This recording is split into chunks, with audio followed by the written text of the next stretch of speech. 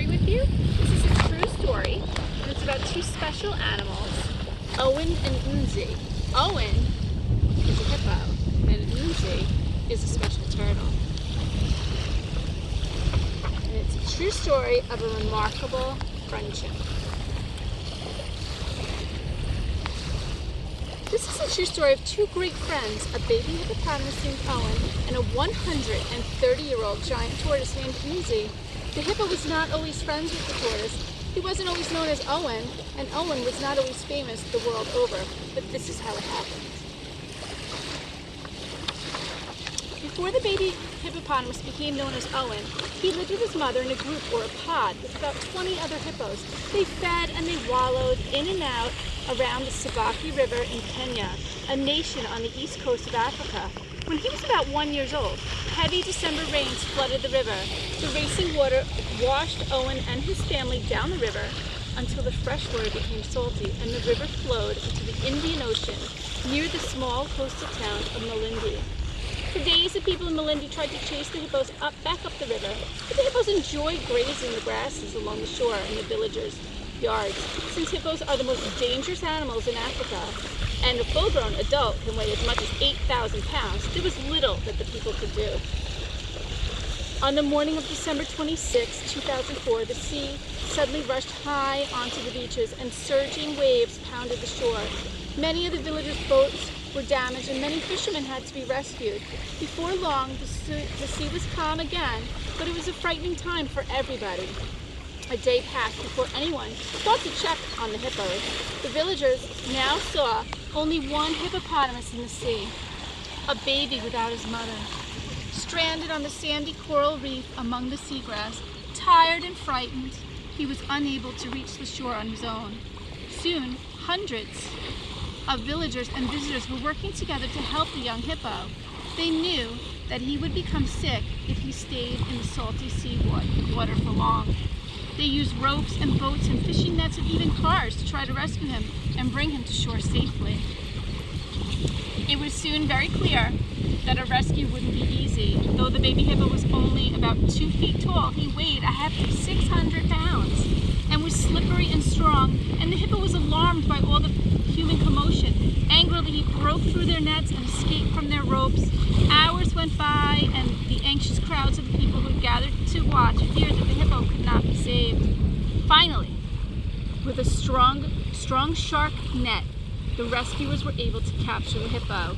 A brave visitor named Owen and Mzee tackled him, stopping him long enough to let the others secure the net. And that is why, when it came time to choose a name for the hippo, it seemed only right that he should be called Owen. At last, the rescuers towed the baby hippo toward land, and when they reached the shore, a loud, joyous cheer went up from 1,000 men and women and boys and girls who had now crowded the beach. Their happy cries could be heard almost a mile away. Wrapped in the net, Owen was hoisted into the back of a pickup truck and brought to a shady spot. People weren't sure where Owen should be taken. They called Haller Park, an animal sanctuary about 50 miles away near the city of Mombasa. Dr. Paul Kulumba, the manager, immediately offered Owen a place to live there. She explained that he could never return to the wild. Since he was still a baby, he wouldn't have learned how to fend for himself, and he would never be welcomed into another hippopod. He would be seen as an intruder and attacked. But they would take good care of him in Haller Park. Dr. Paula offered to drive to Malindi herself to bring Owen to his new home.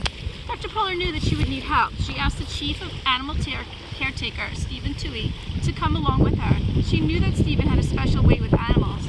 Some people even said he could talk to them. Dr. Paul and Stephen quickly took off in her small truck to Malindi. Meanwhile, ecologist Sabine Bayer got to work with others at Haller Park to prepare for Owen's arrival. When Dr. Paul and Stephen arrived in Malindi, they helped to remove the nets and lead Owen out to pick up. But Owen became angrier than ever and charged the people gathered around. They tried to help him calm down by wrapping a blanket around his head. That way he wouldn't see the things that were upsetting him. But Owen was so angry about that too. After many hours, about a dozen rescuers managed to move Owen from the pickup into Dr. Paula's truck, tying him so that he would be safe during the long drive to Haller Park. Meanwhile, Sabine and the other workers prepared a large enclosure for Owen. They chose a part of the park that had a pond and a mud wallow, as well as tall trees and brush. everything a hippo could want. The area was already home to a number of bush bugs, vervet monkeys, and a giant Aldabra tortoise named Mzee.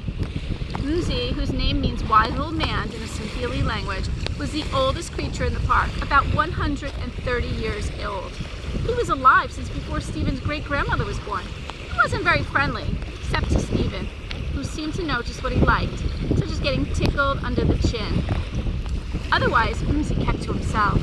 No one could have guessed how Mzee's life was about to change. Finally, Dr. Paul and Stephen arrived with Mzee, who was now weak and exhausted.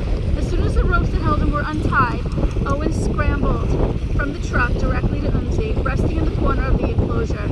Owen crouched behind Mzee, the way baby hippos often hide behind mothers for protection.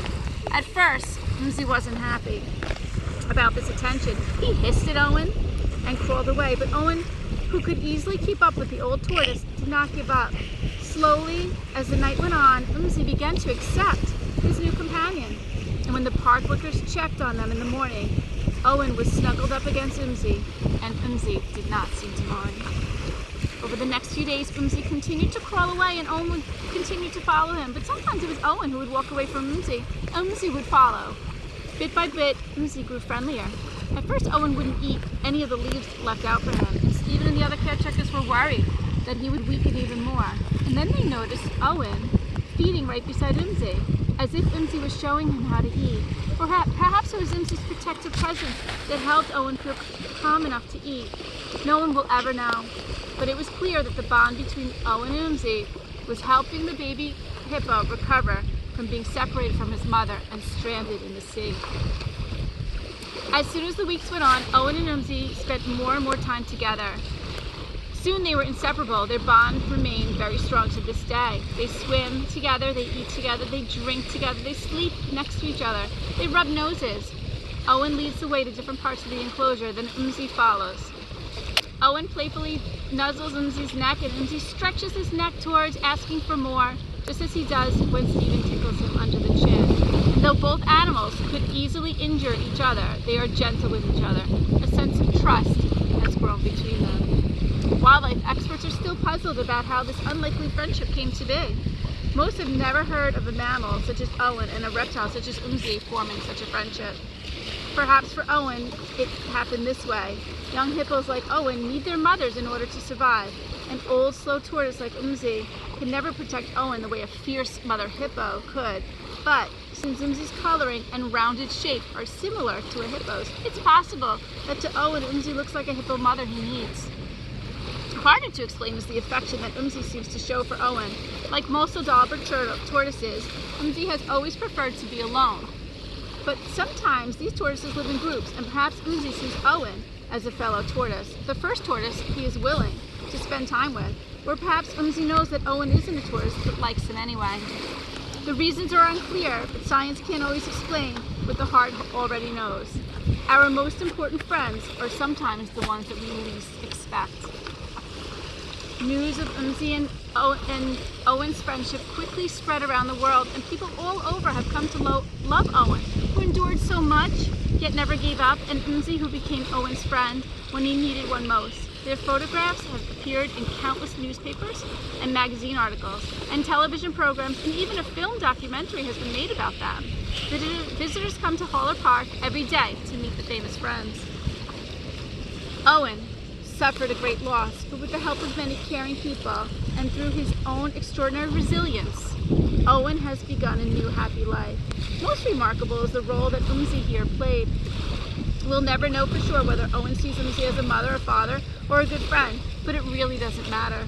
What matters is that Owen isn't alone, and neither is Mzee. And that is the true story of Owen and Mzee, who are great friends. Thank you so much for listening. I hope to see you soon.